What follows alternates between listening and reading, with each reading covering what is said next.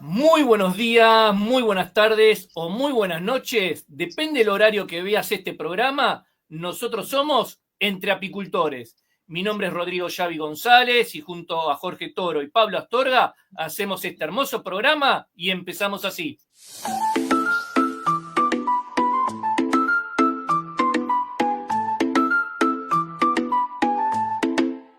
En un mundo que vibra con el zumbido del trabajo, donde la flor y la abeja sellan pactos sin palabras, nace un espacio para el saber compartido. Entre apicultores, donde la voz es herramienta. Rodrigo Xavi González, mirada clara y visión de futuro. Jorge Toro, raíz profunda y análisis certero. Pablo Astorga, precisión, pasión y compromiso. Tres vías, tres caminos hacia la misma colmena. Entre apicultores, la verdad se construye en comunidad. Apicantures, sin fronteras, donde el conocimiento no conoce límites. Invitados que inspiran, experiencias que enseñan la cualidad de la apicultura, sin adornos ni ficción. Bueno, Pablo, buenas noches a todos. Gracias por participar y nos gustaría que nos presentes al invitado del día de hoy, por favor. ¿Cómo estás, Rodrigo? ¿Cómo estás, Jorge? ¿Cómo está toda la gente de Hispanoamérica? Bienvenidos una vez más a Entre Apicultores y seguimos con este viaje virtual por los diferentes países que hacen apicultura sostenible, sustentable. Aquí estamos dando la lucha nosotros como plataforma para que a todos los apicultores les vaya bien.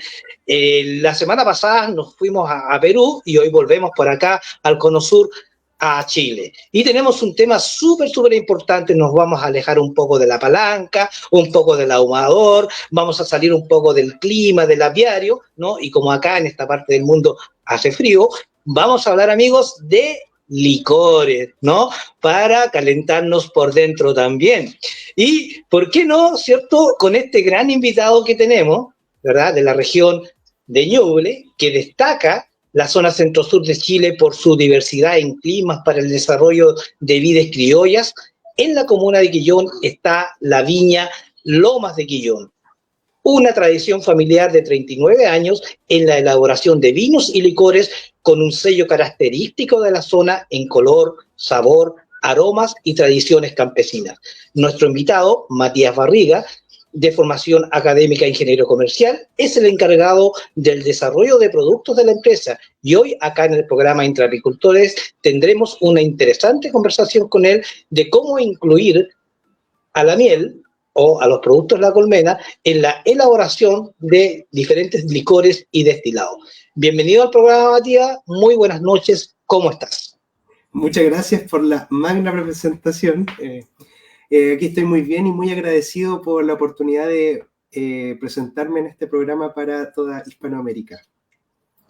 Muchas gracias, Matías. Mira, haciendo un poquito de historia por ahí, ¿verdad? Y a propósito de que está de moda el Medio Oriente, sabemos que el origen de los licores o el origen de los destilados data de unos 10.000 años antes de Cristo. Las primeras bebidas fueron las hidromieles y ahí está la miel presente desde el principio en la primera bebida alcohólica. Luego, ¿verdad?, aparecen los vinos con una data de unos 8.000 años antes de Cristo por allá en Irán y luego unos 3.500 años antes de Cristo también en Irán, ¿no?, aparece la cerveza, ¿no? Y a través del tiempo, las mieles, ¿verdad?, han sido productos de la elaboración de diferentes destilados, de diferentes preparados. Pero el más famoso del que conocemos nosotros es la hidromiel.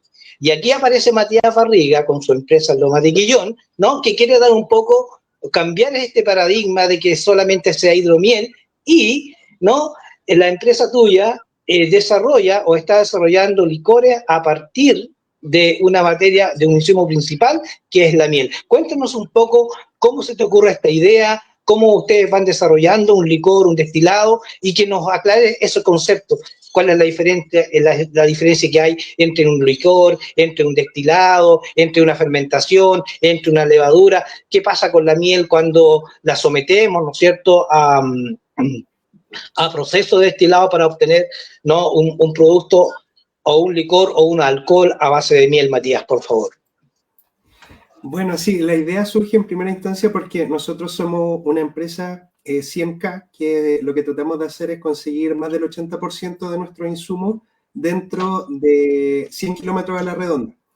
Y en algún momento tuve la oportunidad de trabajar junto a don Jorge Toro y surgió la idea en un momento de poder desarrollar un licor y que incluyera miel. Entonces le tengo aquí la primicia, que es... Se ve muy bien. Pero este es el primer licor que nosotros desarrollamos, y como se ve acá, tienen abejitas. Nosotros lo que tratamos de hacer es, en vez de realizar una fermentación de miel, porque al hacer el proceso de hidromiel, que seguramente después nos va a ayudar don Jorge, que es más conocedor de ese proceso, la miel se hierve y pierde muchas propiedades. Entonces lo que tratamos de hacer es endulzar el licor con un sirope de miel hecho a la temperatura más baja posible para que conserve la mayor cantidad de propiedades y de características organolépticas. Entonces... Contémosle a la gente, Matías, ¿qué es un sirope? Para que entiendan el concepto también los amigos de otros países que nos están viendo. Claro, un sirope, o también se le dice jarabe, que lo que se hace es, en un recipiente se aplica agua demineralizada, o también puede ser un agua previamente hervida, se deja a una temperatura baja, ¿no es cierto?, temperatura ambiente, y se prende, se empieza a calentar este recipiente y uno le aplica algo, puede ser, por ejemplo, azúcar, ahí se llama jarabe de goma o jarabe simple, y si uno aplica miel ya sería un sirope de miel, o uno también puede hacer, por ejemplo, un jarabe de goma e infusionarlo con una fruta y hace un sirope de maqui, de arándano, de lo que se le ocurra. Entonces es un método de infusionar un agua endulzada. Esto lo que, el uso principal que tiene es para endulzar productos, ¿no es cierto?, que nosotros endulzamos licores, y también tiene un uso en coctelería. Entonces, por ejemplo, si uno hace un pisco sour, tiene 3 medidas de pisco, una medida de jugo de limón y una medida de jarabe de goma o sirope de azúcar, ¿no es cierto? Entonces, nosotros lo que hicimos fue desarrollar el sirope de miel para poder utilizarlo y endulzarlo, endulzar productos de nosotros. Jorge. Perfecto, Jorge. Hola Matías, un gusto tenerte acá en este programa de entre apicultores, ¿cierto?, para toda Hispanoamérica.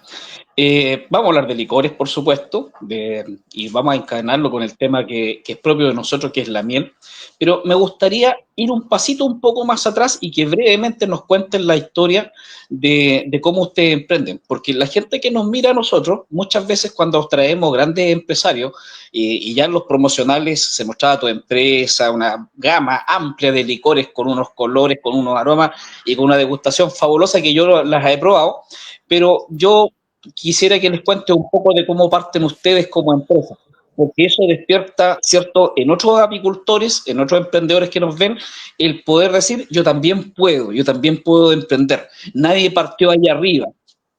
Claro. Mire, nuestra empresa es como relativamente nueva, tiene 39 años de vida, como se decía al principio cuando me presentaron, y nuestro comienzo igual es un poco en negro, como se dice, informal.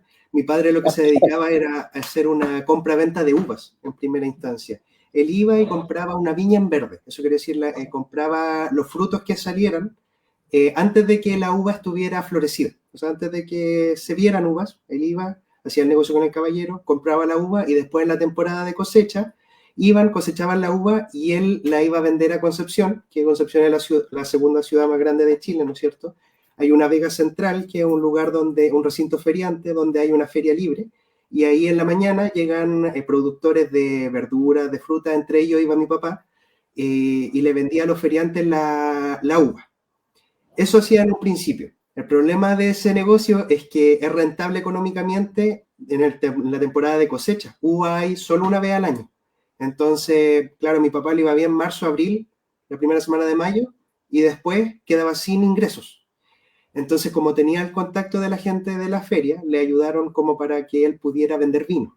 Esto de manera muy informal, porque el vino, yo creo que en todos los países del mundo, al igual que todas las bebidas alcohólicas, son súper reguladas. Y mi papá consiguió con personas que le pasaron barriles y compraba vino a granel se iba por unos caminos forestales horribles para poder evitar como controles de policía. Y allá vendía el vino a granel. La gente salía, esto era en el sector de Talcahuano, la gente salía con ollas, con garrafas, y él le iba vendiendo el vino a granel al ojo más o menos cuánto salía. Y mi papá estuvo así muchos años. Después el problema fue cuando venía la temporada de cosecha, mi papá seguía vendiendo uva, pero igual le solicitaban vino.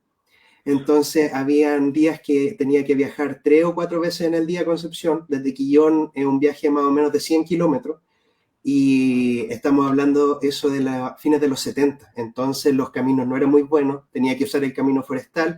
Mi papá estaba trabajando mucho, como destruyendo bastante como su salud física.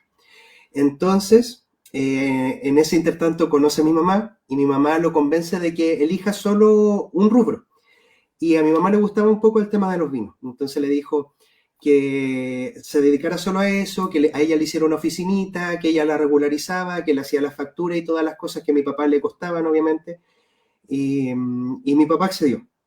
Entonces ahí, eso fue en el año 1986 que la empresa se empieza a dedicar un 100% a la producción de vinos.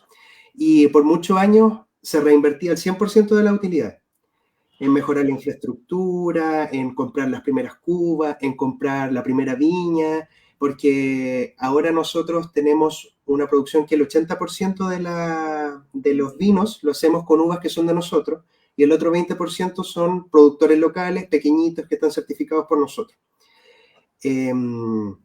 La cosa es que en el año 2004 surge la oportunidad de poder traer unos grupos de caja de compensación, que son grupos de adulto mayor, que visiten la bodega.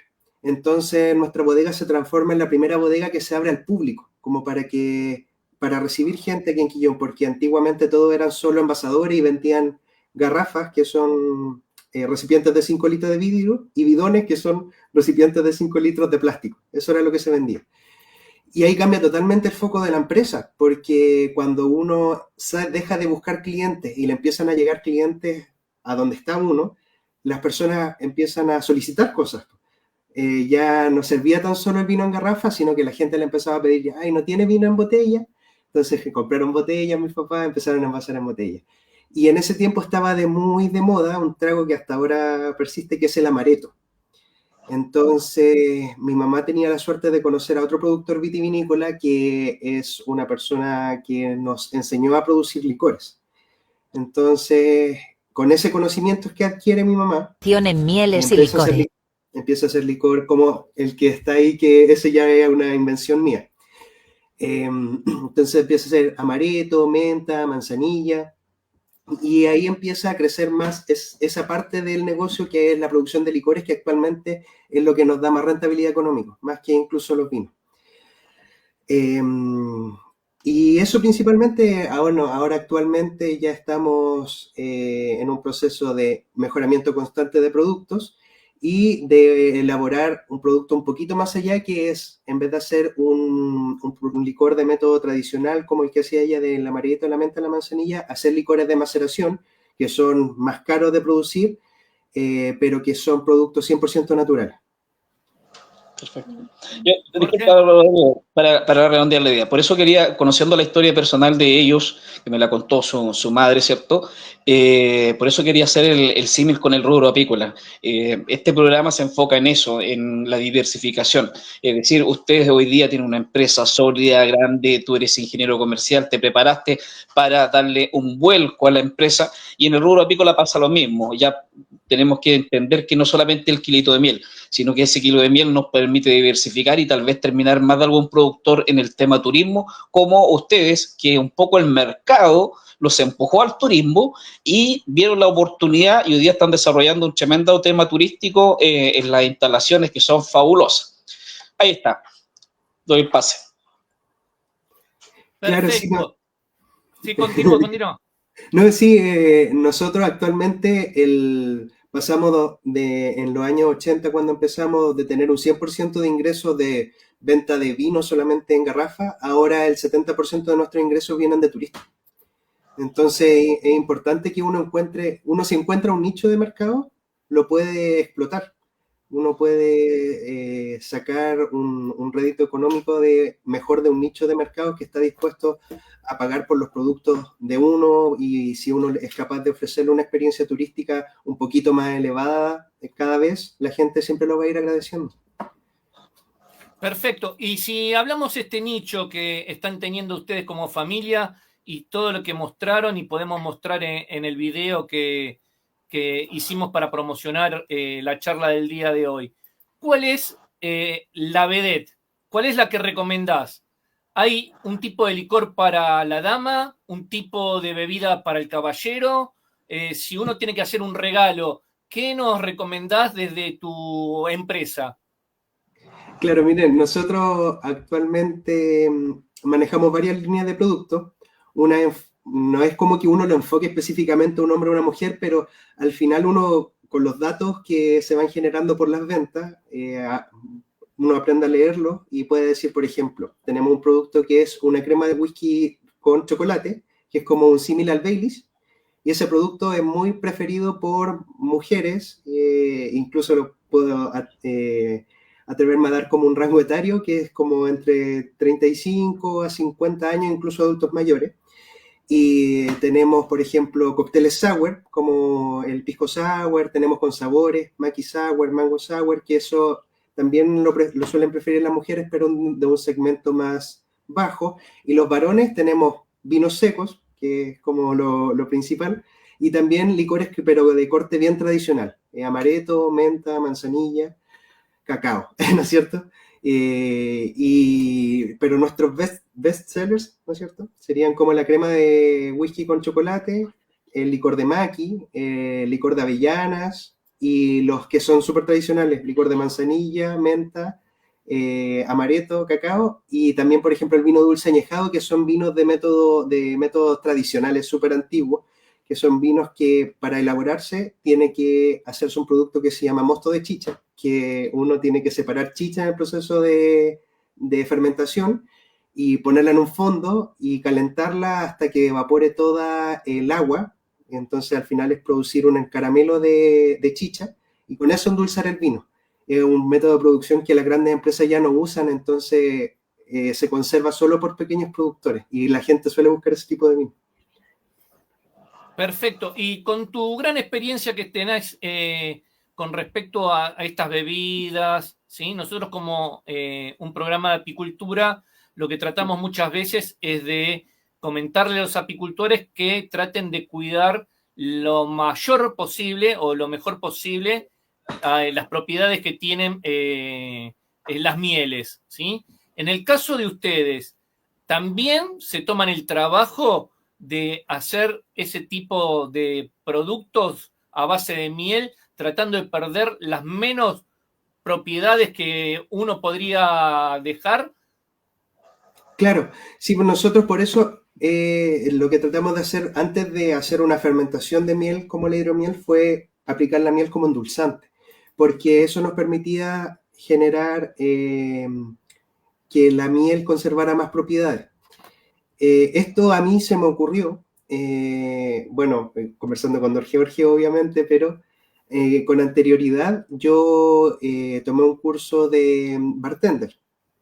Entonces era usual que cuando uno desarrollaba un cóctel siempre usaba como el jarabe de goma para endulzarlo y para poder balancear los sabores, porque si uno deja un cóctel muy fuerte y sin dulzor, no pega mucho, ¿no es cierto? No es tan rico, uno no lo va a vender tanto en un bar. Entonces, para poder variar y salir un poco de lo común de usar el jarabe de goma, a mí en algún momento se me ocurrió usar un sirope de miel.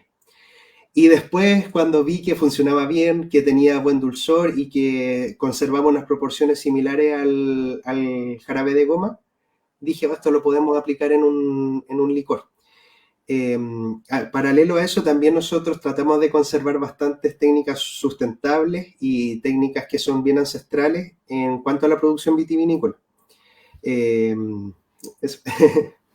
Jorge. Matías, consulta, tú nos hablaste de los licores crema, nos hablaste de destilados, te hablaste de algunos vinos que se pueden endulzar. Para la gente que no está viendo, principalmente apicultores, todos estos licores que uno ve en la góndola, en los supermercados, podrían trabajarse, endulzarse con miel para abrirle el apetito del emprendimiento. Sí, cualquier licor uno podría endulzarlo con miel en vez de azúcar. Claro, incluso ahora hay una tendencia de utilizar edulcorantes, o sea, son productos de origen químico y con el fin de poder abaratar costos en los licores. Nosotros vamos apuntando todo lo contrario porque es más caro endulzar con miel que con azúcar, pero el mercado, por lo menos el mercado chileno, ha ido evolucionando bastante y nosotros nos hemos dado cuenta. Ahora, por ejemplo, hay mucha gente que se detiene a leer los ingredientes de los productos. Es algo que hace 10 años no se generaba y cuando la persona lo lee y dice, pero esto está endulzado con miel, es mucho más natural que algo que está endulzado con un azúcar refinada, ¿no es cierto? Nosotros, en el caso del licor que les mostré, que es el macerado de ciruela, no sacamos totalmente el azúcar. Tiene una proporción de azúcar y también tiene sirope de miel y jarabe de goma, ¿no es cierto? Esto lo hicimos debido a que en nuestro mercado no tiene tanto solapamiento todavía con la miel. Entonces, tuvimos que hacer algo que tiene como un toque de miel, porque si lo endulzábamos totalmente con miel, no iba a tener tan buena venta. Pero claro, como decía don Jorge, todos los licores uno los podría endulzar con miel. Y de hecho, lo que me gustaría, no sé si están de acuerdo, decirles es cómo se hace una bebida alcohólica para que ustedes entiendan cómo es que entra la miel. En primera instancia, uno tiene que hacer una fermentación, que sería, primero uno apisona, que es lo que se llama la molienda, o en nuestro caso la uva. Esto genera que se activen unas levaduras, y las levaduras lo que hacen es transformar la fructosa de la uva en etanol. Después de que se termina la fermentación, o sea que todas las azúcares se transformaron en alcohol, viene un proceso de maduración en el que la bebida se guarda y adquiere características organolépticas, también decantan algunas cosas que pasan, y después esa bebida se filtra y yo puedo envasarla, ¿no es cierto? Y venderla. Pero también puedo destilarla. Entonces yo tengo una bebida fermentada, como el vino, por ejemplo, y después puedo destilarlo. Eso lo que tendría que hacer es aplicarle calor. Entonces hay una diferencia de temperatura, porque si yo aplico el calor suficiente, el alcohol es más volátil que el resto del producto, entonces se va a evaporar antes. Yo lo que hago es evaporar el alcohol y a través de una tubería condensarlo. Y al otro lado del alambique me sale, ¿no es cierto?, el alcohol puro. Me sale solo alcohol de vino en este caso. Y este alcohol se divide en 3 partes. Uno es la cabeza, el otro es el corazón y el otro es la cola. Entonces la cabeza son los alcoholes más livianos, tienen una carga más alta de alcohol metílico y son alcoholes que no se usan. Entonces eso es muy importante si alguien quiere emprender en el camino de elaboración de licores.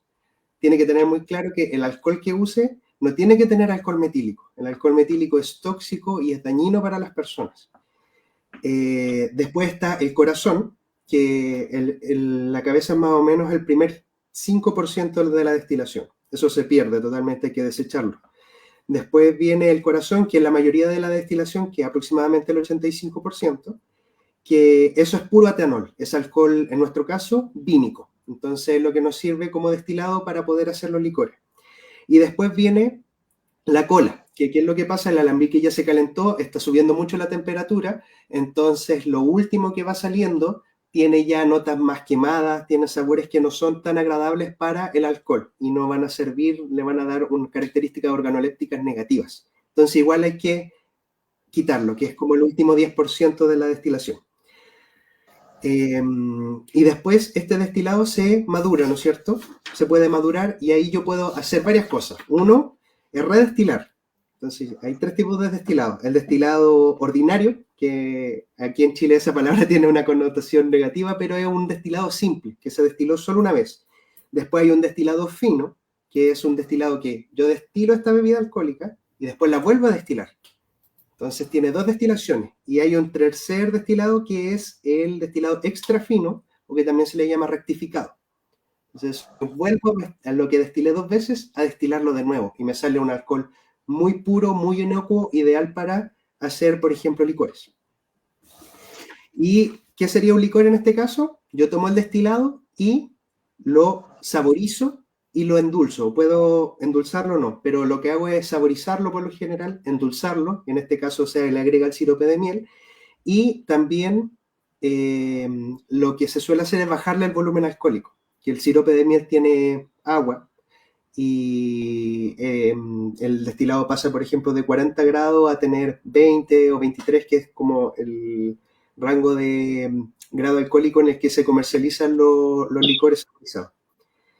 Y ahí entramos con las dos formas de saborizar licores, que uno es de aromatización, que es utilizar extractos o esencias, ¿no es cierto? Y el otro es la método de maceración, que tiene más tiempo, es más caro y requiere que uno tome fruta y se vaya liberando el aceite esencial de manera orgánica hacia la base alcohólica, y que también implica que el proceso de filtrado es más extenuante.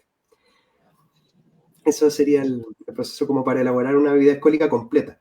Ahora, si alguien quiere emprender en esto, lo que tiene que hacer es comprarle el alcohol listo, porque obviamente integrarse hacia atrás a ese nivel es imposible, sobre todo para una persona que está emprendiendo todavía. Y hay opciones como de alcoholes que son bien inocuos como para poder hacer pruebas, como lo sería un pisco sin añejar, un pisco blanco, ¿no es cierto? Vodka, estos son como cosas para probar. Un ron blanco también serviría. Lo ideal serían como alcoholes de manzana o alcoholes vínicos. Perfecto, Pablo. Sí, idealmente, Matías, en una primera etapa, para que el licor no tenga esa sensación de ser un licor muy ardiente o con alto grado alcohólico, es importante que, aparte de la miel, tenga estas esencias frutosas como el licor que tú mostraste ahí, que era con ciruelas. No necesariamente, porque la miel ya tiene un sabor que es bastante fuerte. Entonces, si alguien tiene el objetivo de dejar el licor con miel, con sabor a miel solamente, lo puede conseguir muy bien. De hecho, aquí tengo como algo genérico que se los puedo compartir. Con 1 litro de base alcohólica, o sea, puede ser 1 litro de vodka o de pisco blanco, como les comentaba, 600 gramos de agua. Te interrumpo ahí, Matías. Cuando tú hablas de base alcohólica, hablas de alcohol etílico, ¿verdad?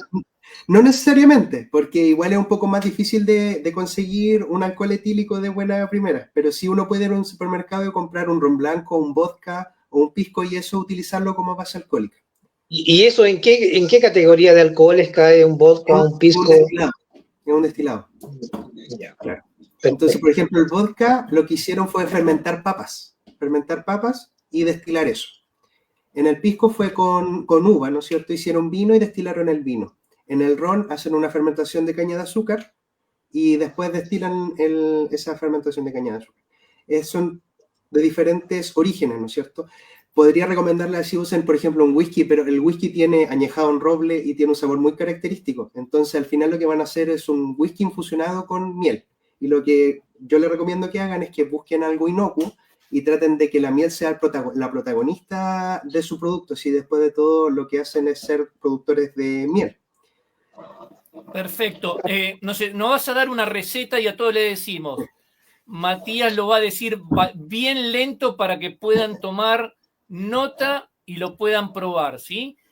Claro. Ya nos dijo que la podemos hacer con distintas bebidas blancas. Ahora te pido que de a poquito hagas como que todos te estamos escribiendo para ver si podemos hacer un rico licor o lo que nos recomendás que vas a presentarnos en este momento. ¿Dale? Ok. Perdón, es que estoy muy chilenizado, entonces hablo muy rápido. No. Yo por el tema para que todos puedan tomar nota, porque es interesante después, digamos, que todos puedan probarlo en toda Latinoamérica. Claro.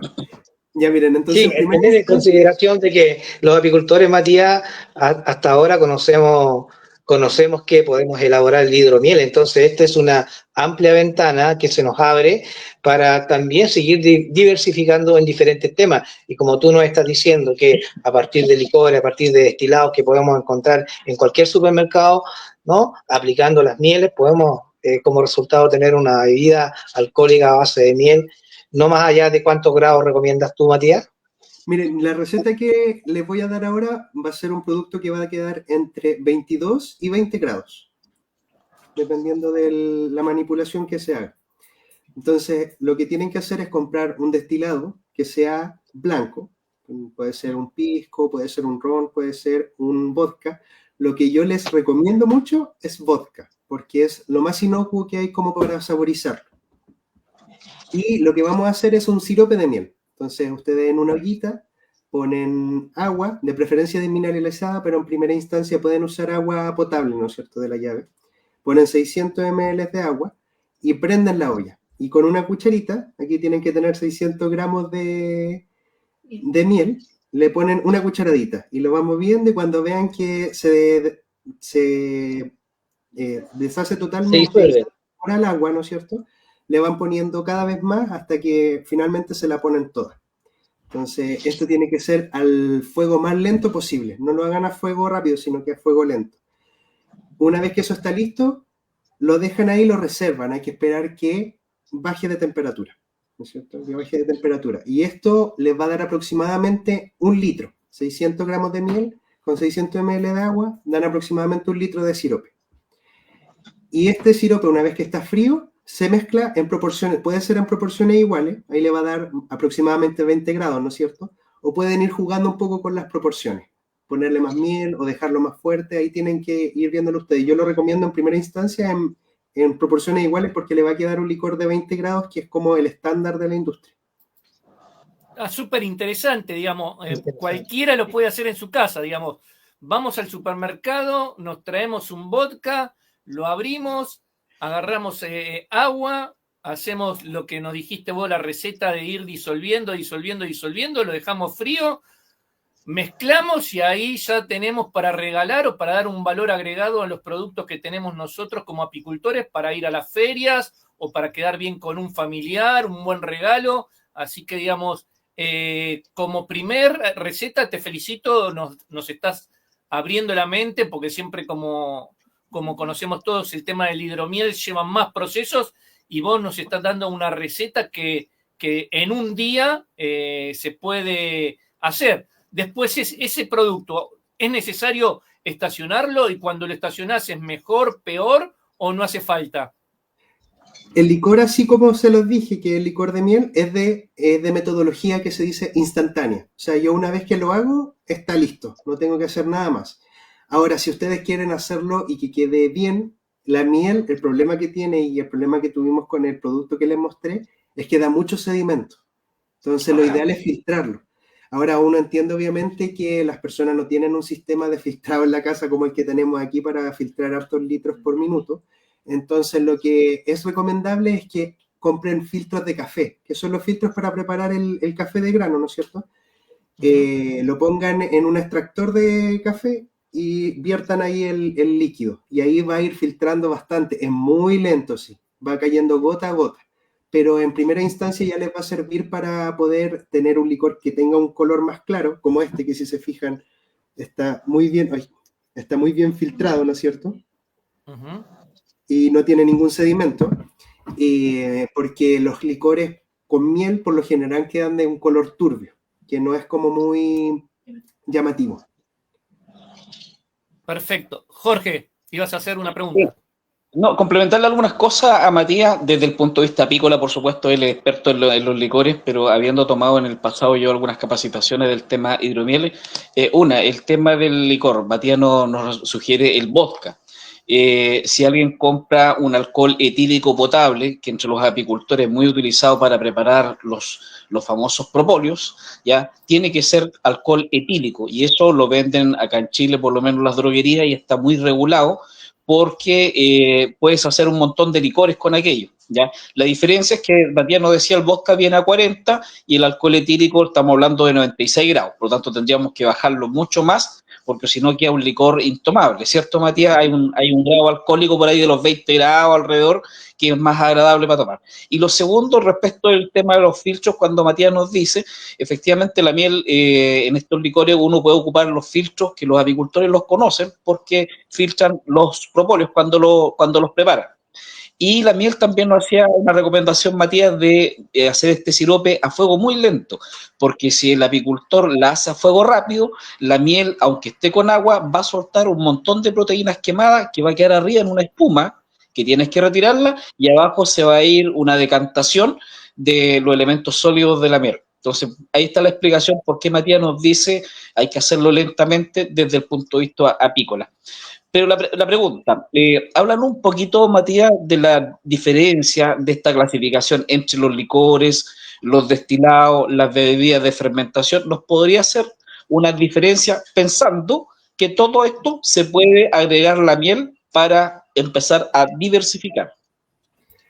Claro, miren, como la miel preparada así como un sirope, como les di la receta en el ejemplo del licor de miel, lo podrían aplicar a cualquier producto. Entonces hay bebidas fermentadas como por ejemplo el vino, la sidra, va a depender como de la fruta que se produzca harto en el país de origen de la persona. En todos lados se hace una bebida alcohólica con la fruta que se produce, ¿no es cierto? Entonces uno podría hacer un vino endulzado con miel, ¿no es cierto? Con sirope de miel, que aquí tendríamos que ponerle que es un cóctel de vino. Depende de la regulación de cada país, es algo que tienen que investigar bien porque las bebidas alcohólicas suelen ser bien reguladas en todos los países. Entonces ahí está la bebida fermentada y después cuando uno destila una bebida fermentada se obtiene otro tipo de bebida alcohólica. Si es vino, hacemos pisco, alcohol vínico. Si es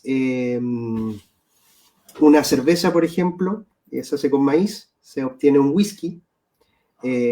Si es, bueno, es que el resto son bebidas que se hacen como para fermentarse, como el vodka que se hace con papas o otro tipo de producto. Entonces, al final la diferencia es, primero se fermenta, ahí obtengo una bebida primaria, después se destila, obtengo la bebida secundaria, y después con un destilado yo puedo saborizarlo y hacerle un licor, y también hay otra categoría que son cócteles, que yo mezclo varias cosas. Entonces mezclo, por ejemplo, pisco, jugo de limón y jarabe de goma y vendo pisco sour, ¿no es cierto? Mezclo un licor que es destilado de vino lo saborizo con café, ¿cierto? Un licor de café, lo mezclo con un poco de jarabe de goma y una extracción de café expreso y hago un espresso martini para venderlo. Entonces, el cóctel sería una mezcla de varias bebidas alcohólicas, el licor es un destilado saborizado, el destilado es una destilación de una bebida fermentada y el fermentado es como la bebida original, es lo primero que se puede obtener de alguna fruta que tenga azúcar o de algún producto que tenga azúcar como la miel o algún tubérculo. Perfecto. ¿Pablo? Sí, Matías, mira, quería preguntarte, a ver, con esta receta casera que tú nos diste, que es de consumo inmediato, ¿podríamos preparar algún cóctel o aplicársela a algún trago específico como para darle otro gusto, otra tonalidad, otro sabor a esa bebida característica? No sé, por ejemplo, si me quiero tomar un trago, un Tom Collins o un caipirinha o un mojito, ¿podríamos aplicarles también un poquito de esta bebida para saborizarlo o se va perdiendo el sabor del trago original? Es que ahora hay una tendencia como no de consumir tanto las bebidas, o sea, los cócteles clásicos. O sea, por ejemplo, el Negroni, el americano, hay cócteles que siempre se van a vender harto, el mojito, lo que ahora el Ramazzotti, ¿no es cierto? Pero hay toda una tendencia de coctelería de autor. Entonces, uno puede, con el licor de miel, desarrollar cócteles y agregarle más valor todavía. Entonces, uno puede, por ejemplo, producir un licor de miel y después ir a un bar a venderle el licor de miel y venderle las recetas que uno mismo creó con su licor. Claro, por ejemplo, el Ramazzotti, si lo combinamos con frambuesas, por ejemplo, queda exquisito, rico, con frutas, ¿no? Pero si le agregáramos también este licor elaborado a partir del vodka con miel, tal vez tomaría una característica organoléptica diferente, sensaciones distintas, diferentes, no sé, una reacción biológica distinta al enfrentar el alcohol a través de la palatabilidad, no sé, no tengo idea, pero ¿pueden darse ese tipo de situaciones o podemos nosotros poder ir jugando con estos sabores para, a partir de lo que hemos elaborado con esta receta simple, poder hacer algo más complejo? Ese es mi punto, que no pueden ir como a lo clásico y tratar de reemplazar licores de un cóctel clásico, pero yo lo que les recomiendo es que ese licor es tan diferente que desarrollen cosas, como por ejemplo algo muy sencillo para hacer con ese licor y que queda muy bien, es mezclarlo con un poco de leche evaporada, así de sencillo. O sea, leche evaporada, una parte y 3 partes del licor de miel. Y ya queda un cóctel espectacular, es un poquito más cremoso, más bajo en volumen alcohólico, y ahí en vez de usarlo como bajativo, lo pueden usar para estar picando alguna cosita o algo así, ¿no es cierto? Entonces, mi punto ahí es que ahora hay una tendencia de pensar los licores para elaborar cócteles, para después hacer algo con más valor agregado todavía, ¿no es cierto? Entonces, uno puede hacer un licor de miel y pensar cómo puedo mezclar diferentes licores para hacer un cóctel en el que el licor de miel sea el protagonista. Y lo otro es que en la coctelería funciona muy bien los siropes. O sea, se usa sirope de maqui para hacer el maqui sour, se usa sirope de mango para hacer mango sour o otros cócteles con mango. Entonces, si uno desarrolla un sirope de miel, que también es otra idea para agregar valor a la miel, uno puede desarrollar cócteles saborizados con miel y además la gran ventaja del sirope de miel es que es sirope y también está endulzado, entonces reemplaza el jarabe de goma. Perfecto.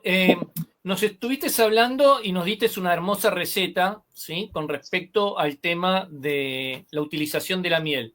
Ahora te pregunto como apicultor y como una persona que, no sé, de bebidas y tomo muy poco. ¿Qué es lo que no tengo que hacer para que me salgan mal las cosas?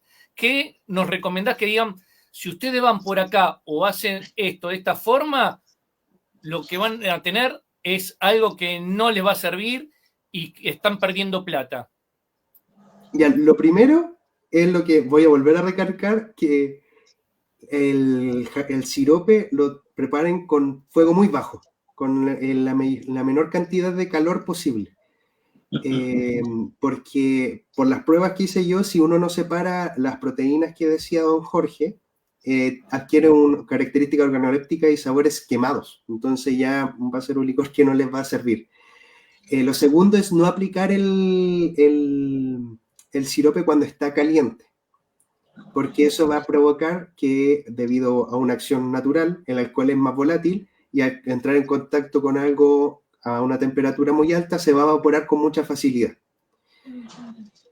Y va a bajar el volumen alcohólico mucho del licor, ¿no es cierto? El tercero, después, cuando tengan la oportunidad, es de utilizar un agua lo más pura posible, porque al final uno, al hacer un sirope, estaba agregando 600 ml de agua. Eso quiere decir que de los 2 litros que yo obtuve de licor, que tengo 1 litro de base alcohólica, ¿no es cierto?, 600 ml de agua y 600 gramos de azúcar, los 600 ml de agua representan aproximadamente el 25-30% del licor, entonces un porcentaje muy grande. Es lo mismo que pasa con la cerveza. El ingrediente principal de la cerveza es agua. Entonces, si uno usa aguas que son muy duras, que tienen muchos contenidos de minerales, la cerveza no queda tan rica. Es lo mismo con el licor. Un ingrediente muy importante es el agua, entonces uno tiene que usar un agua que sea blanda, con características de poca carga minerálica. Jorge. Continúa. Lo último es la manipulación de la base alcohólica, porque es importante que uno no mantenga la base alcohólica en un lugar que tenga una exposición directa del sol, que sea muy húmedo, y tampoco mantenerla destapada, porque como les decía, el alcohol es volátil, entonces aunque uno no se dé cuenta, constantemente, segundo a segundo, el alcohol se va evaporando. Perfecto. Y antes continúe, porque hay un montón de preguntas, le agradecemos a todos, ¿sí? Nos están preguntando, te hago las 3 preguntas en una, ¿sí? ¿Cuánto tiempo dura el sirope de miel? ¿Sí? ¿Se necesita poner algún conservante para que no pierda las propiedades?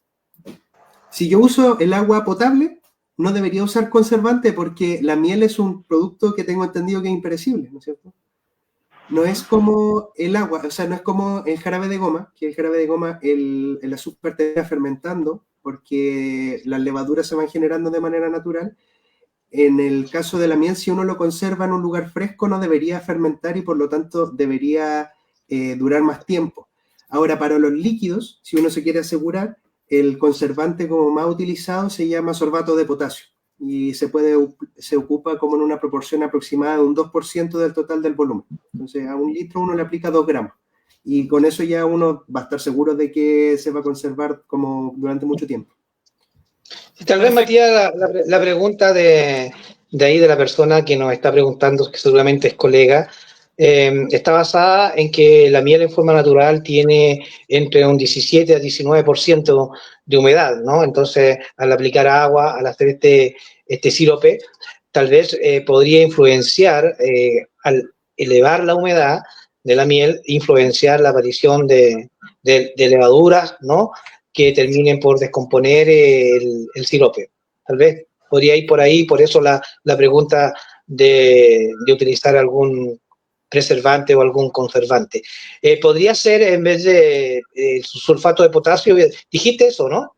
Sorbato. Sorbato de potasio, ¿podría ser ácido cítrico también como conservante o para la inversión de los azúcares, no sé?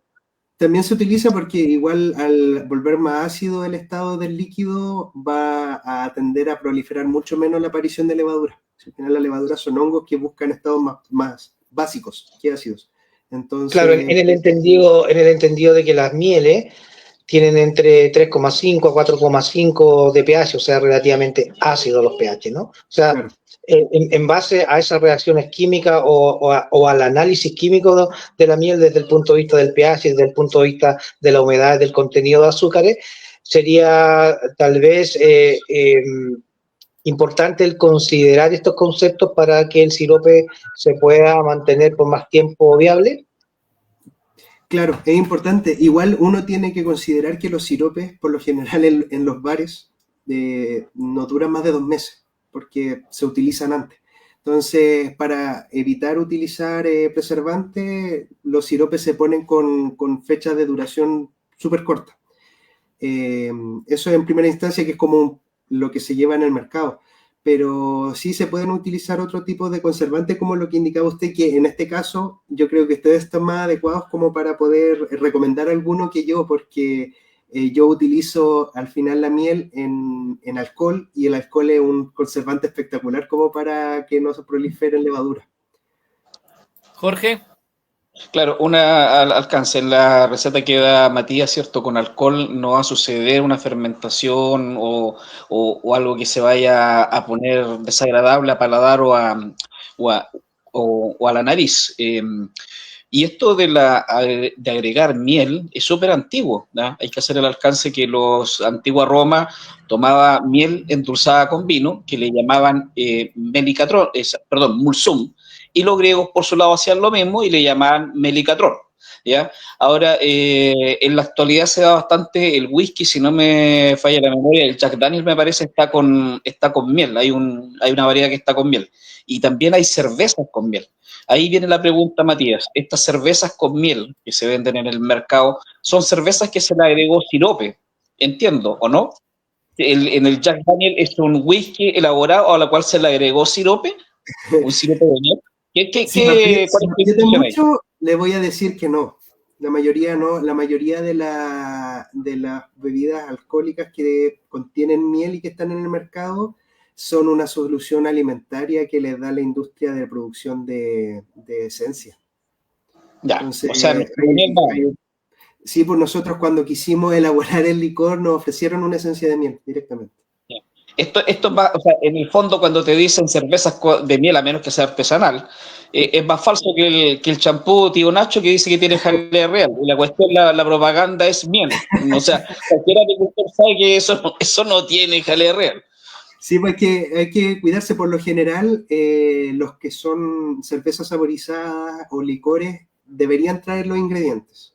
Y si uno se detiene a leer los ingredientes, a lo mejor dice miel, y después entre paréntesis dice 1%, y después un poco más adelante dice que tiene saborizante de miel. Entonces le ponen un poco de miel para tener la fachada y ponerle los ingredientes, y después en realidad lo que le aplican y que el contenido principal que le da el sabor es una esencia.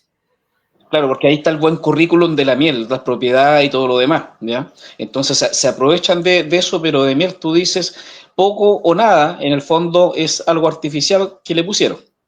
Sí, por lo menos la mayoría de las bebidas alcohólicas que hay en el mercado y que tienen la palabra miel utilizan soluciones alimentarias, no aplican directamente miel. Porque justamente como les comentaba al principio, hay una tendencia ahora mismo por las condiciones económicas del mercado internacional de tratar de buscar abaratar costos para poder seguir competitivos con los precios. Entonces, si yo voy y hago un producto con miel que va a costar 2 veces más o 1.5 veces más de lo que estoy vendiendo actualmente, no voy a tener mucho mercado. Perfecto. Pero si el mercado es específico y queremos buscar un mercado premium, sí. Sí, totalmente. ¿Qué es lo que estamos apuntando nosotros? Nosotros estamos mirando hacia allá, porque ahora mismo tenemos nuestra primera gama de licores que sacamos, son ahora nuestros low cost, por decirlo de alguna forma, y lo que le estamos dando más enfoque son a licores de método de maceración, a vinos de microvinificación y a cócteles un poquito más complejos, como cremas de whisky o cócteles spritz, como ese tipo de mercado. Matías, entonces se podría deducir que estamos llenos de publicidad engañosa cuando nos dicen cerveza con miel o whisky a base de miel. En el tema de la producción de licores hay bastante bastante tema de publicidad. No quiero decir publicidad engañosa para no meterme en problemas, pero sí hay un tema como de que la gente le ofrecen algo que no es, y por lo menos en Chile tenemos un poco de problemas porque el Servicio Agrícola Ganadero, que es la institución que nos regula, o sea, nosotros nos fiscaliza mucho a los pequeños productores, pero uno después va al supermercado y ve un licor Midjans y no tiene los ingredientes, ni siquiera cumple como con la legislación más básica. Entonces, el licor Midjans en la contraetiqueta dice así como que está elaborado en un foodres con maceración de menta, y la verdad es que sabe esencia. Entonces, no... Claro, y lo mismo que nos pasa con el vino, que aquí la gente llega, está acostumbrada a consumir vinos de producción industrial, ¿no es cierto?, que compran en el supermercado, y dicen, ¡ay, pero el vino está delgadito! Yo le digo, sí, un vino así como por sí solo no debería ser tan grueso. Así como, por ejemplo, el más popular que ahora hay en Chile, que se llama Toro de Piedra, es un vino que es realmente muy denso. Y eso es como imposible sacarlo de una uva. Si el jugo de uva uno puede es más fácil clarificarlo que hacerlo más denso. Entonces hay soluciones, aplicación de gelatina y de algún tipo de colorante que le da esa densidad. Pero eso está bien arraigado en el tema de la producción de licores y de la bebida alcohólica en general. Entonces, si uno entra con esta mentalidad que estamos hablando ahora de hacer productos naturales y que tengan los ingredientes en grande adelante y no escondidos en la parte de atrás de la etiqueta, va a alcanzar un mercado que no está tan explotado, porque la gente está consumiendo bebidas importadas solo porque son importadas, a pesar de que no tienen mucha diferencia en el método de producción con un licor económico. La última pregunta, que tal vez te incomode, Matías, pero me gustaría que lo aclararas, porque hay mucha gente que igual nos está mirando, ¿no? Es verdad que existen vinos que detrás no tienen respaldo de ninguna viña, que son solamente soluciones químicas. No voy a decir nombres, pero sí, se puede hacer vino, o sea, hay gente que hace vino de agua. Yo lo he visto. Que con agua, saborizantes, si quieren hacer vino, o sea, dulce, le aplican algún tipo de edulcorante. También uno puede hacer vino tinto de un vino blanco, ¿no es cierto?, con algún tipo, ni siquiera colorantes, porque igual se puede hacer de manera natural con un tipo de uva que se llama tintorera, que no tiene muy buen sabor, pero que aporta mucho color. Hacer un vino tinto con uva blanca. Hay hartas malas prácticas. En la industria vitivinícola. Jorge. Sí, ahí hay un viejo dicho, Matías me lo puede corroborar, que yo solo he escuchado a algunos productores. El vino se puede hacer hasta con uva. Es decir, se puede, sabiendo algo de química, se pueden inventar cosas increíbles.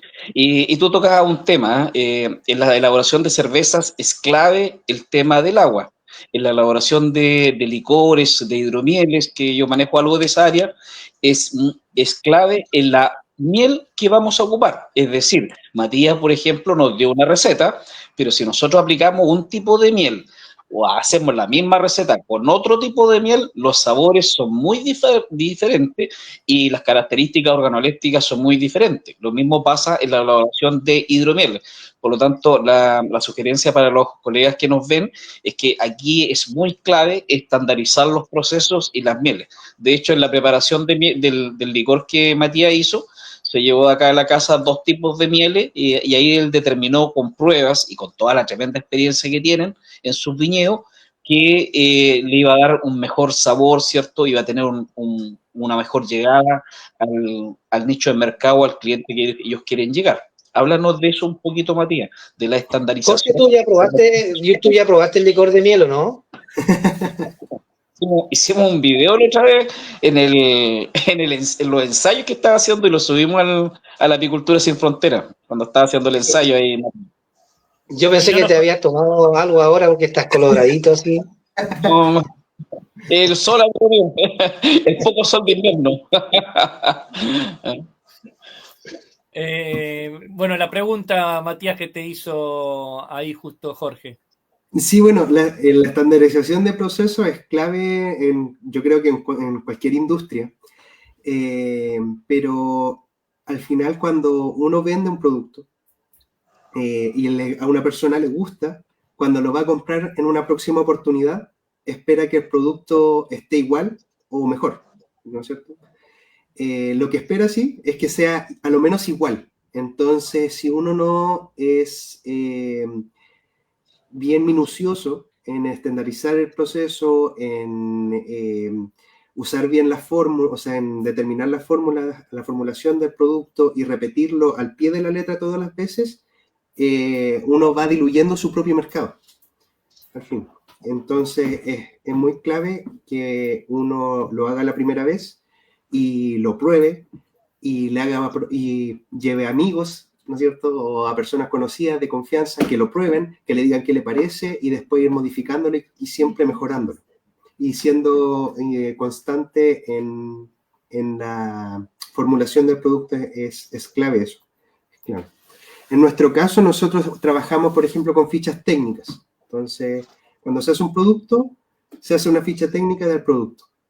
Y si después lo queremos mejorar, tenemos la ficha técnica de cuando el producto se hizo y podemos hacer modificaciones en torno a eso. Perfecto. ¿Pablo?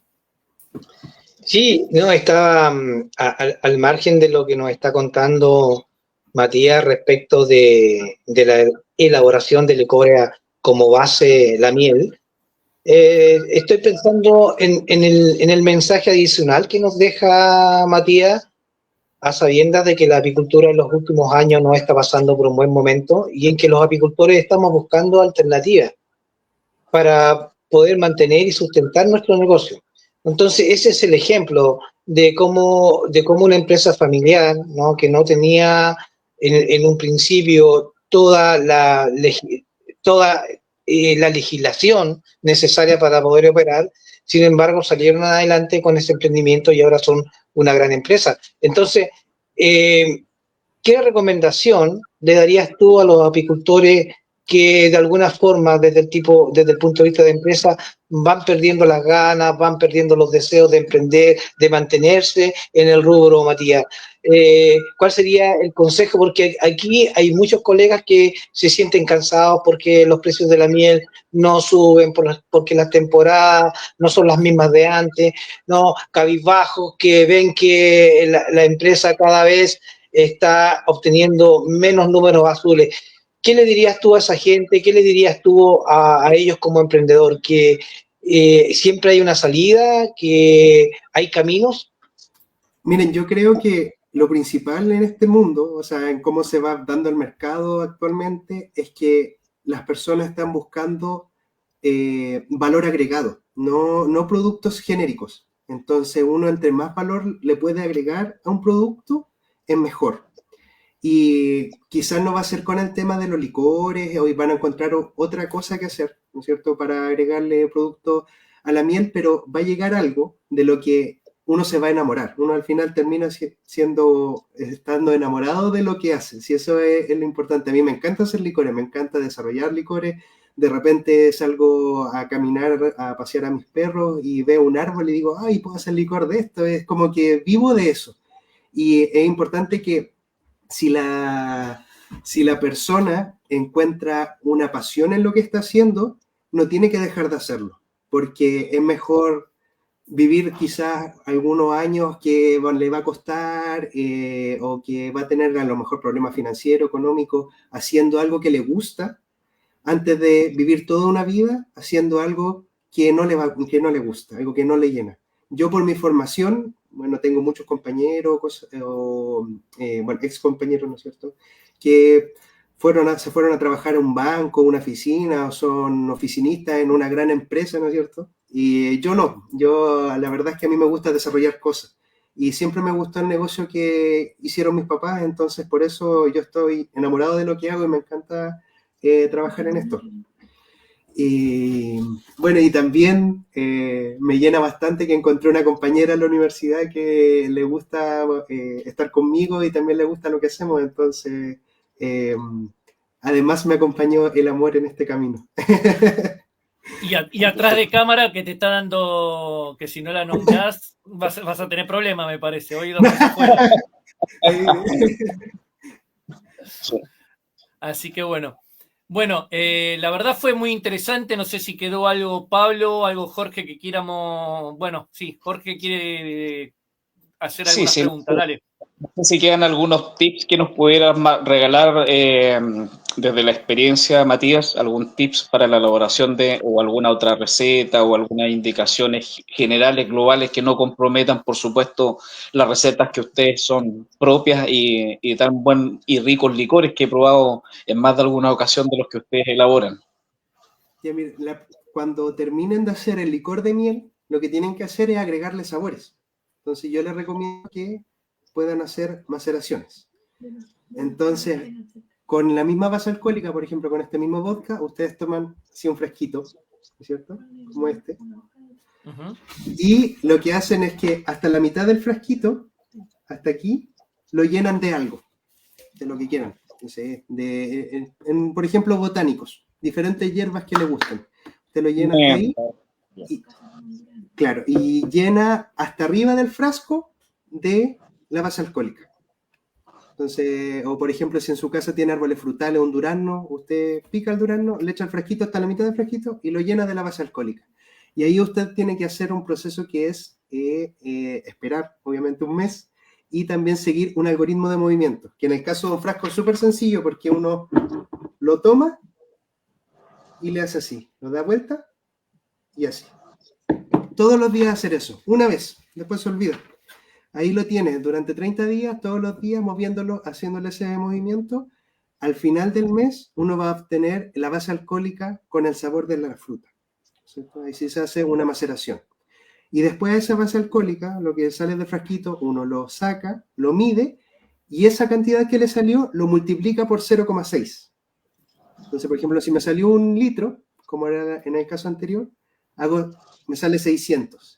Y esa cantidad es lo que yo necesito para hacer el sirope. 600 ml de agua, 600 gramos de miel. Y lo endulzo con la miel.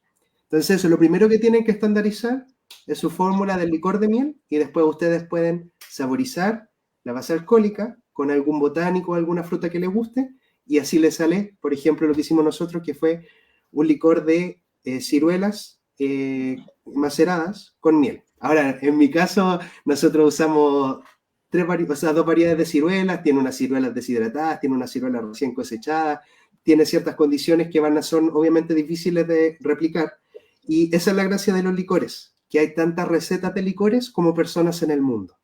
Entonces, por más que su competencia haga exactamente el mismo licor y se llame igual y tenga la misma etiqueta, va a tener otro sabor. Estuviste mostrando ahí el tema del envase. ¿El envase tiene que ser ámbar o puede ser, digamos, transparente? Es blanco. Si uno lo tiene en un lugar que no tenga exposición directa del sol, no importa el color. Si uno básicamente es como acá en el tema de la elaboración del propóleo, cuando hacen los productores. Las mismas indicaciones. Dar vuelta, la oscuridad. Claro. Para lograr obtener mejores propiedades del producto en maceración, ¿cierto? Claro, sí. Y el tema, lo que podría afectarle un poquito es la materialidad. Ojalá usar vidrio y después hacer inoxidable si es que crece su negocio. Perfecto. Pablo, así cerramos. Sí, Matías, antes de que cerremos el programa, tus redes sociales, tu número, porque me imagino que hay mucha gente que quiere ir a conocer Lomas de Quillón. Claro, bueno, nuestras redes sociales el Instagram es @lomasdequillón, el Facebook es Viñas Lomas de Quillón oficial, y bueno, nosotros estamos ubicados en el kilómetro 10, Camino Cerro Negro, estamos georreferenciados en todas las plataformas de GPS, entonces si quieren venir pueden poner en Google Maps Lomas de Quillón, los va a traer aquí. Si ponen en Waze Lomas de Quillón, los va a traer aquí. Atendemos todos los días. Y en Google mantenemos actualizado nuestro horario. Entonces, si tienen inseguridad de que vaya a estar cerrado o algo así, pueden ir revisándolo. Y lo otro es que, igual, un último mensaje como de parte de mi comuna, que Quillón es una comuna que es bastante turística, entonces no estamos solo nosotros, sino que es un destino turístico muy recomendable. Tenemos una laguna, tenemos uno de los cerros más altos de la región de Ñuble, y durante el verano se hacen trekking. En la laguna se hace mucho deporte acuático con remo, ¿no es cierto? No con motor. Tenemos un sector rural muy bonito, tenemos muchos lugares donde quedarse, y también nosotros tenemos una ruta de vinos, formamos parte de una ruta de vinos que tiene 4 destinos que son de enoturismo solamente, y también formamos parte de otra ruta que es de licores, que son 3 destinos solo de producción de licores. Entonces, ahí tienen 2 rutas, pueden tomarse 2 días para recorrerlo y no van a tener problemas, y pueden tomarse otro día más para quedarse aquí en la comuna, y tampoco se van a aburrir porque en Quillón siempre hay cosas que hacer, sobre todo durante el verano. Así que y los que te vayan a visitar, si nombran Apicultura Sin Frontera, 5% de descuento. Le hago, si nombran Apicultura Sin Frontera, le puedo hacer un 10% de descuento en el licor de macerado de ciruelas con miel. Mira, qué bien. Así bueno, que, el tema que pierdo soy yo, porque quiero ir y estoy en otro país. No, pero mira, Rodrigo, cuando usted venga a mi casa, estación obligada es llevarlo a beber ahí a Lomas de Quillón. Tenga la seguridad que lo va a llevar para allá. Sí, o si no, te hacemos un video con Jorge para que nos veas cómo tomamos. Sí, además nosotros estamos innovando un poquito en hacer como un poquito más elevada nuestra experiencia turística, y queremos ofrecerle a las personas durante el verano un tour guiado. Entonces la gente va a poder venir y conocer las instalaciones y ver cómo se hacen los vinos, cómo se hacen los licores de primera mano, y con una conversación súper personalizada, y eso además después con la degustación de todos los productos que quieran. Perfecto, Matías, y porque justo surgió este tema entre esta charla de risas. ¿Ustedes están teniendo una visión para exportar o nada más quieren ver un tipo de producto regional y que quede en una ruta de licores y quedarse nada más que en lo que puede ser todo Chile o la zona de Quillón? ¿Tienen ganas de ir a otros países con sus productos? ¿Ya lo pensaron? ¿Se los ofrecieron? ¿Lo están viendo? Sí, siempre hay ganas como de poder llegar a otro mercado. El tema que vemos nosotros es que en primera instancia una parte importante de nuestra visión consiste en democratizar cultura en torno a la producción de licores y en torno a la enocultura, ¿no es cierto?, a la de la producción de vino. Democratizar estos conocimientos para la población en general, porque durante muchos años el conocimiento de vinos aquí en Chile era bastante de élite, y nosotros tenemos la idea de poder llevarlo a todas las personas. Entonces, justamente, por ejemplo, lo que conversábamos recién, que había bastante publicidad engañosa. Cuando la gente viene acá y me dice, hoy su vino no dice reserva o no dice gran reserva, y eso, si yo le pongo al vino esas palabras, le da un potencial de exportar al tiro.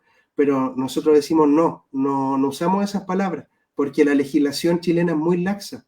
Entonces yo le podría poner a cualquiera de estos vinos que es gran reserva, pero para una legislación más estricta no lo es, porque aquí en Chile le pueden poner a un vino reserva solo porque tiene contacto con roble. O sea, yo puedo tener una cuba de acero y ponerle adentro un cubito de roble y ponerle reserva al vino, a pesar de que no tuvo contacto con roble. Y para poder ponerle gran reserva, dice que tiene que ser un vino con más guarda que el reserva. O sea, es relativo a lo que yo vea como reserva. Entonces, nosotros incluso estamos dejando de usar tanto el roble americano, estamos empezando a usar más el acero inoxidable, porque el roble le da características al vino que son le da un perfil de vainilla y cedro. Siempre aporta lo mismo el roble americano. El roble francés un poquito ahumado, tiene otras características. Pero si yo hago un vino en barrica de acero, lo que voy a resaltar son solo las notas de sabor naturales de la uva. Entonces, si yo pruebo un cinsault de roble, va a tener una nota de ciruela y vainilla y cedro. Y si yo pruebo un cinsault hecho en acero inoxidable, va a tener notas de ciruela, de pimentón rojo, de albahaca, notas más frescas en el retrogusto, y va a ser un vino mucho más complejo de lo que le va a aportar el roble. Entonces nosotros en primera instancia lo que queremos hacer es que nuestra comunidad local entienda eso, que claro, un vino artesanal le va a salir un poquito más caro, es verdad, pero va a llevar un producto que es de calidad y que en realidad se está vendiendo como lo que es, y no está pretendiendo ser algo más a un precio mucho más barato de lo que debería. Quería hacer una última pregunta para contarles a los amigos que los vinos que se elaboran por allá en Quillón tienen una identidad y una característica que los hace conocidos en todo Chile, que son los nombres, Matías, ¿no? Esos nombres están picarescos y pintorescos. No sé si tú tienes por ahí algunas botellas que pudieras mostrar las etiquetas de los nombres de los destilados de los licores, ¿no? Sí, miren, ahí me van a ayudar, me van a traer una, pero claro, aquí el sector se hizo conocido porque se empezaron a elaborar cócteles de licor con nombres bien sugerentes. Entonces nosotros tenemos, por ejemplo, el Entrepiernas, tenemos que esa es crema de whisky con café, tenemos el negro de WhatsApp, que es crema de whisky con maqui, tenemos el Inmoral, que es crema de whisky con mora, el Punto G es crema de whisky con amaretto, y no somos solo nosotros porque como uno de nuestros principales competidores, que en realidad es competidor aquí, los competidores se ven como bien, como socios más que otra cosa, pero tenemos a Don Ginito, que él hace uno muy conocido que se llama El Orgasmo, y el otro el Viejo Verde, que ese es de pistacho y es color verde, entonces eso es lo gracioso. Miren, aquí tengo, por ejemplo, este de nosotros, que es el negro de WhatsApp, que es crema de whisky con mora. Aquí tengo el Inmoral, que es crema de whisky con mora. Y mire, este chistoso, es el 27 centímetros, que es crema de whisky con plátano. Después de cuando lo empiezan a probar, las personas dicen, quiero uno de esos de 47 centímetros. Este es el Entrepiernas, que es con café, ¿no es cierto? Y tengo este que es el Punto G, que tiene amaretto. Entonces son bien sugerentes, son chistosos, y a la gente le gusta, uno por los nombres, y lo segundo es que cuando los prueban realmente son súper buenos. Entonces los llevan de regalo de repente como para hacer algún chiste. Y también para tomarlo, sí, son muy buenos, muy buenos. Perfecto. Pablo, ¿quieres cerrar el programa? ¿O Jorge, quieres con alguna otra pregunta? No, ahí hacer un alcance, lo importante de lo que salió en forma espontánea, de esto de los nombres. Es decir, también cuando uno encuentra un nicho de mercado, y esto va para los colegas, que les puede despertar el interés de de emprender en licores con miel. Ya nos decía Matías, cualquier tipo de licor, destilado, vino, en fin, le podemos dar el toque de la miel, pero también hay un tema adicional que ellos lo toman muy bien y lo publicitan, ¿cierto? Y se empoderan, y es esto de la picardía, en el caso de acá, que es muy propio del chileno, pero hay que tomar la identidad local de los países. A nosotros nos están viendo de diferentes países de Hispanoamérica, por lo tanto hay que sumar elementos. Y cuando uno suma elementos locales, más una receta, más una forma de hacer que ya es más universal, y lo fusiona todo, puede sacar un producto diferenciado, que es lo que hoy día como equipo de Apicultura Sin Fronteras estamos tratando de hacer, de hablar de diversificación. Pero más allá de hablar, de dar algunas recetas, de dar algunos parámetros que le puedan servir a los colegas del mundo que nos ven, que nos siguen semana a semana, ¿cierto? De que puedan emprender y atreverse, porque tal como lo decía don Matías acá, ellos partieron en términos muy rústicos, muy artesanales, ¿cierto? Y hoy día que tengan una industria obedece a un plan de trabajo, a una forma de hacer las cosas, a una disciplina detrás. Las cosas no son antojadizas, no son por suerte, sino que corresponden a un objetivo, a una serie de elementos que también estamos apuntando en Apicultura Sin Fronteras, que son estos elementos administrativos o de gestión de negocio o de mentalidad empresarial, como ustedes quieran llamarle, que le vamos subiendo, ¿cierto?, a través de diferentes videos que vamos haciendo. Solamente eso. Gracias, Matías. Sin lugar a dudas, Matías ha inyectado, ¿no es cierto?, una cuota de optimismo en todos las apicultoras y apicultores que cada semana siguen nuestro programa.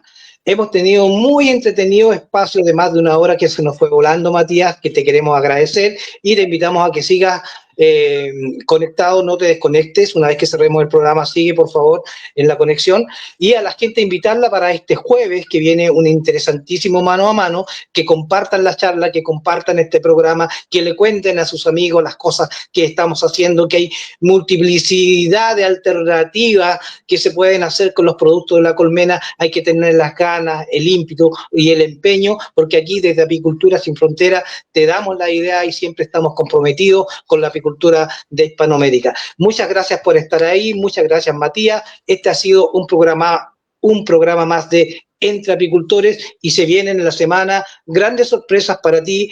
Atento a nuestra página de Facebook, atento a nuestra página de YouTube, que se vienen los cursos de la Escuela de Apicultura Sin Fronteras. Muy buenas noches.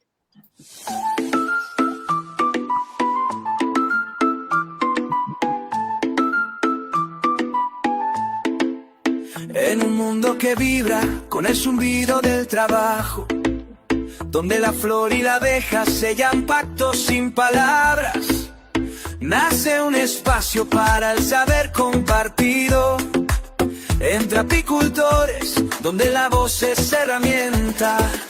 Rodrigo Xavi González, mirada clara y visión de futuro. Jorge Toro, raíz profunda y análisis certero. Astorga, precisión, pasión y compromiso. 3 guías, 3 caminos hacia la misma colmena. Entre apicultores, la verdad se construye en comunidad. Apicultura sin fronteras, donde el conocimiento no conoce límites. Invitados que inspiran, experiencias que enseñan la actualidad de la apicultura, sin adornos ni ficción.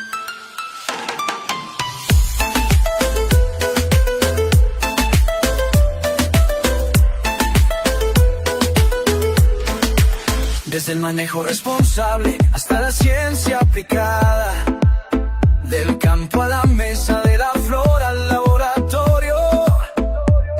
Cada encuentro es un puente, cada dato una semilla que germina en quienes viven por y para la abeja. Porque ser apicultor es más que producir miel, es custodiar la vida, es dialogar con la naturaleza. Y en este espacio, la voz de todos, en todos encuentra su lugar.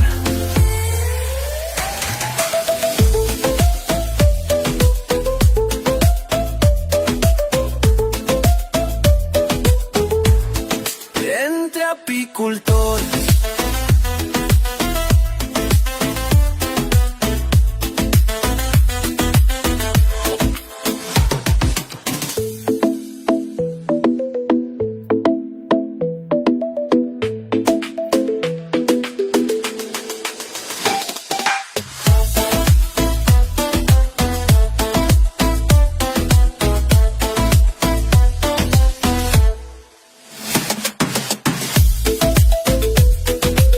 todos les decimos muy buenas noches y gracias por acompañarnos. Nos veremos en otro programa.